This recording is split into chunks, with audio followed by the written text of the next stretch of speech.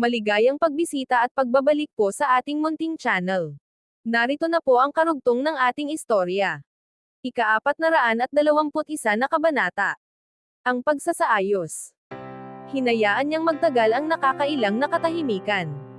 Bueno, sa wakas ay sinabi niya. Tingnan natin. Kakausapin ko siya mamaya. Tumalikod si Alex at umalis.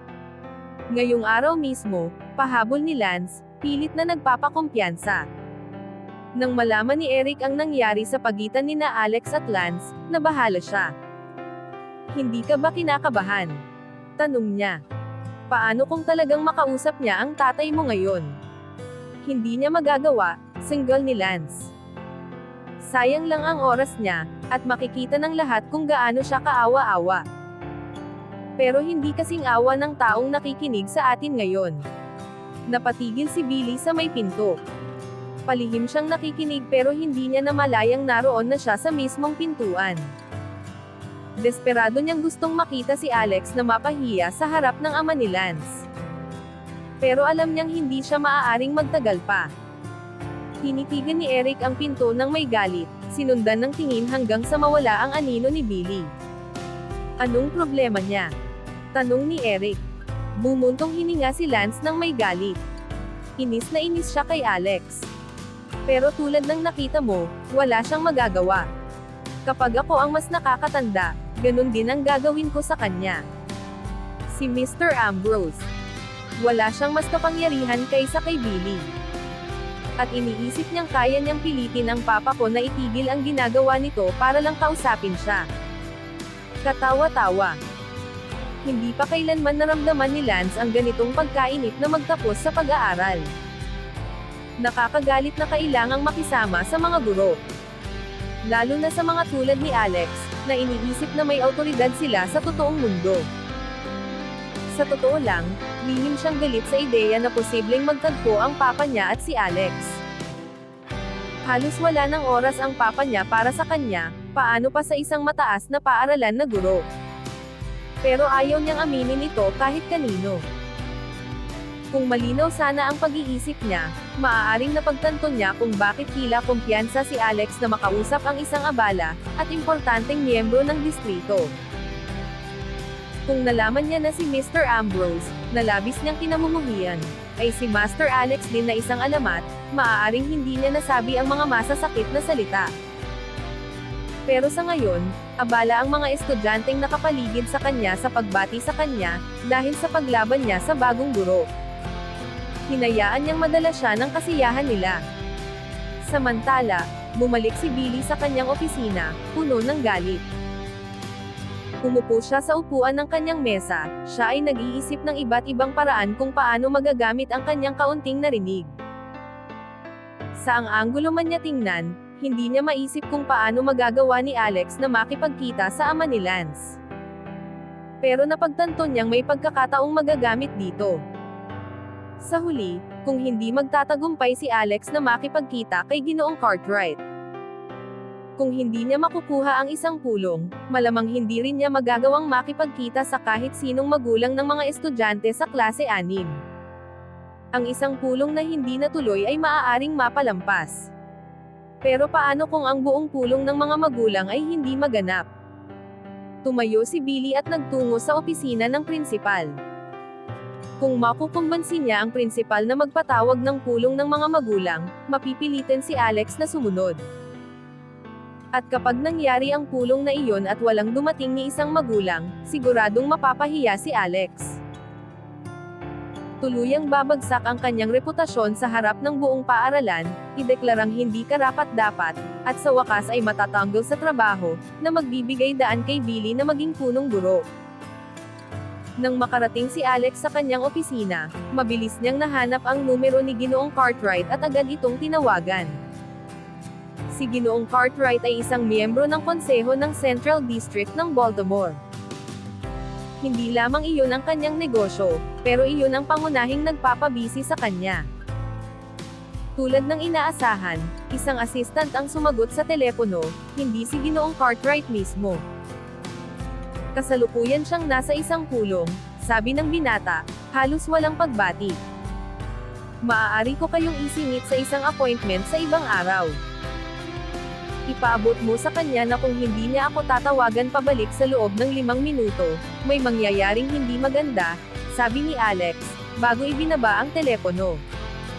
Hindi iyon isang banta. Sa posisyon ni Ginoong Cartwright, tiyak ni Alex na makikilala siya nito mula sa kanyang maraming nagdaang tagumpay. Bukod pa roon, kahit pabaliwalain siya ni Ginoong Cartwright, madali para kay Alex na gantihan si Lance sa ibang paraan. Hindi masyadong nag-alala si Alex tungkol dito, anuman ang mangyari.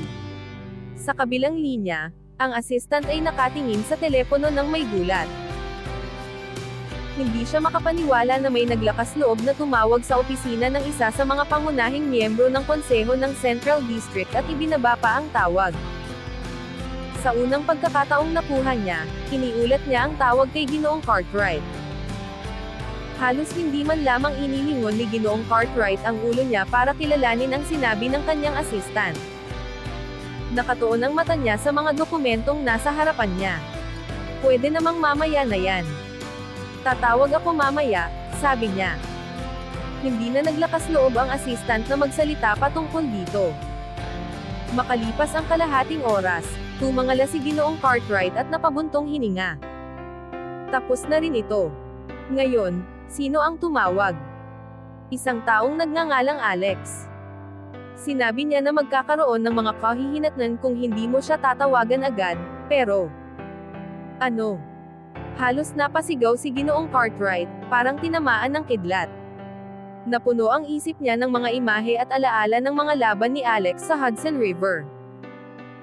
Ang laban na iyon ay naging paksa ng seryosong talakayan, at bilang opisyal ng gobyerno, may akses si Ginoong Cartwright sa mas detalyadong impormasyon kaysa sa karamihang tao.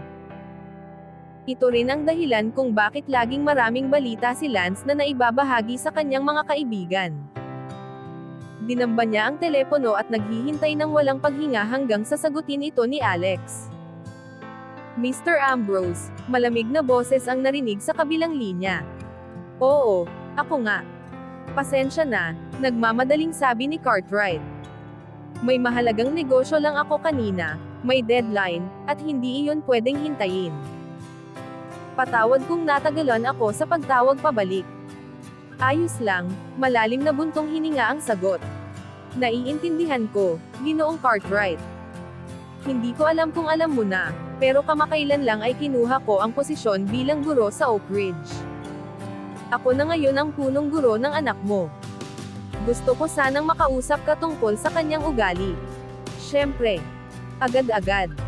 Sagot ni Ginoong Cartwright. Pupunta ako sa paaralan ngayon din. Ika-422 na kabanata, isang mahalagang panauhin. Bagamat abalang-abala si Ginoong Cartwright, pinapahalagahan pa rin niya ang kanyang anak. Nababalisa rin siya sa panganib na dulot ng pagpapahintay sa isang taong kasing makapangyarihan ni Alex. Pinilit niyang pabilisan sa driver para makarating agad sa paaralan. Karaniwan, hindi natatakot si Ginoong Cartwright sa mga komprontasyon. Itinuturing niya itong mahalagang bahagi ng pamamahala sa distrito. Ngunit ang kaalaman na si Alex ay isang kahanga-hangang mandirigma, bukod pa sa pagiging isang awtoridad na gumagabay sa kanyang anak, ay labis na nagbigay sa kanya ng tensyon.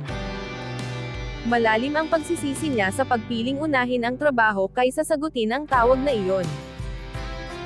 Iniisip niya kung ano ang ginawa ng kanyang anak na dahilan upang tawagin siya ng punong guro ng ganoon kabiglaan.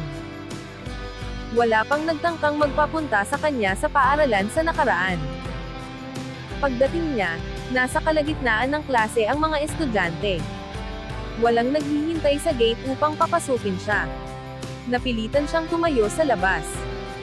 Nang sumilip siya sa pagitan ng mga rehas, nakita niya ang kanyang anak mula sa bintana. Si Lance ay nakayuko, nakaunan sa kanyang braso, at natutulog. Lalong uminit ang ulo niya sa nakita. Lumipas ang 40 minuto ng ganito.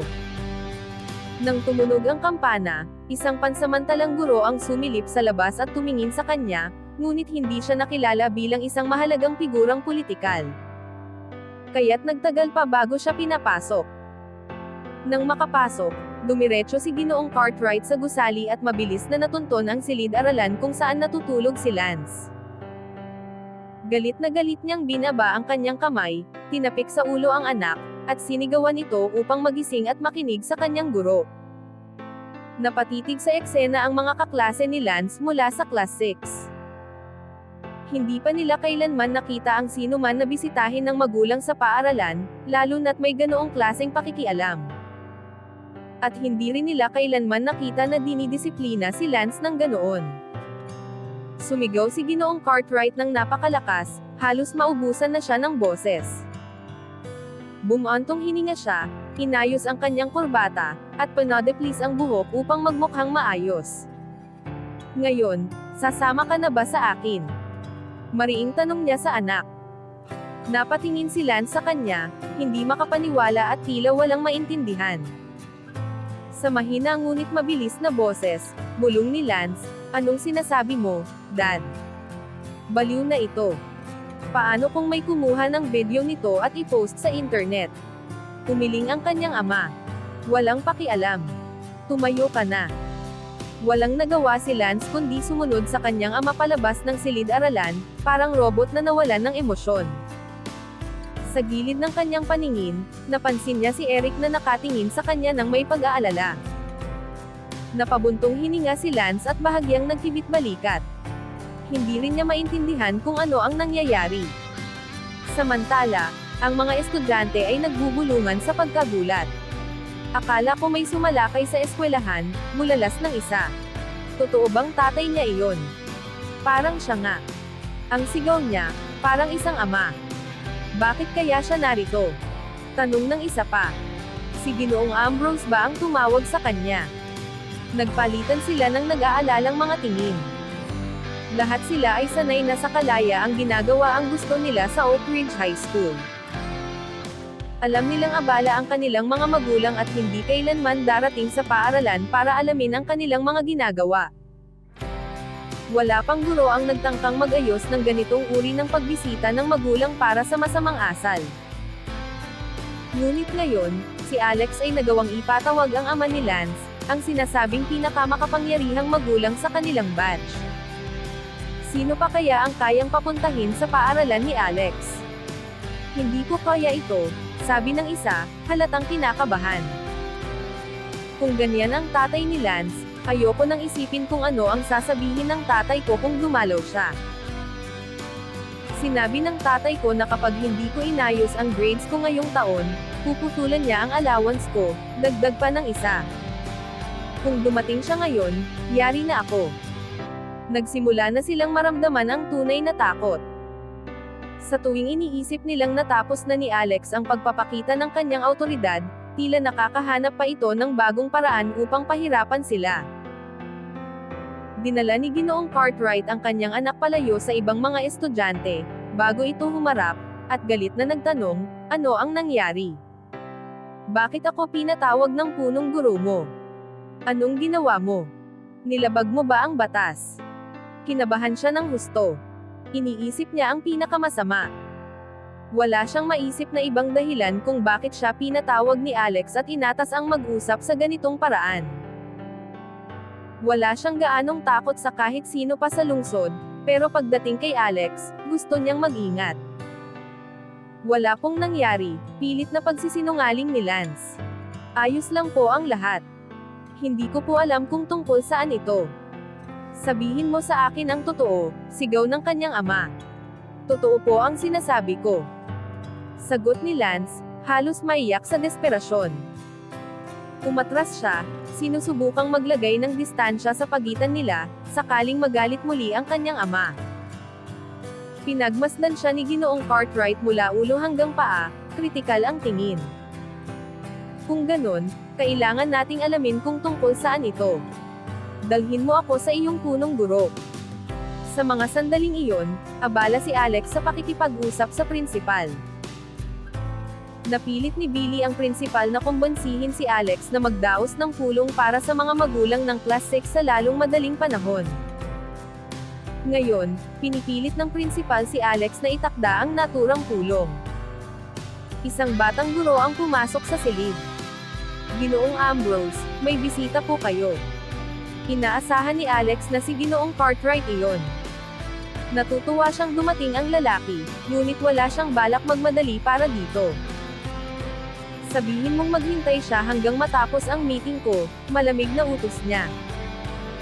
Tumango ang guro ng may kaba at bumalik kay Ginoong Cartwright upang iparating ang mensahe. Gusto po niyang maghintay kayo hanggang matapos ang kanyang meeting, sabi ng guro. Narinig iyon ni Ginoong Cartwright at naramdaman niyang parang nag-iinit ang kanyang mga tenga. Bihira siyang pinaghihintay sa kahit ano. Ngunit napakalayo na nang narating niya para umatras pa, kaya't wala siyang magawa kundi tumayo sa labas at maghintay ng matiim. Naisip niya kung bakit hindi na lang pinahalagahan ng kanyang anak ang magiging buhay nito pagkatapos makapagtapos. Ang inisin ng isang makapangyarihang tao tulad ni Alex ay hindi magandang simula sa mundo. Ano man ang dahilan ng lahat ng ito, kumbinsido na si Ginoong Cartwright na may kasalanan ang kanyang anak. Hindi na siya kailangang kumbansihin sa puntong iyon. Handang-handa siyang makinig at pag-usapan ang isyo, ngunit nakakahiya para sa kanya na pinaghihintay siya, tila isang estudyanteng pasaway na naghihintay ng sermon. Nagpalipat-lipat siya ng bigat ng katawan mula sa isang paa patungo sa kabila, pilit na pinapanatili ang kanyang kalmado at dignidad. Hanggang dito na lang po muna. Maraming salamat po sa pakikinig. Pwede po bang humingi ng subscribe, bilang pagsuporta sa ating munting channel? Hanggang sa susunod po muli. Stay safe and God bless.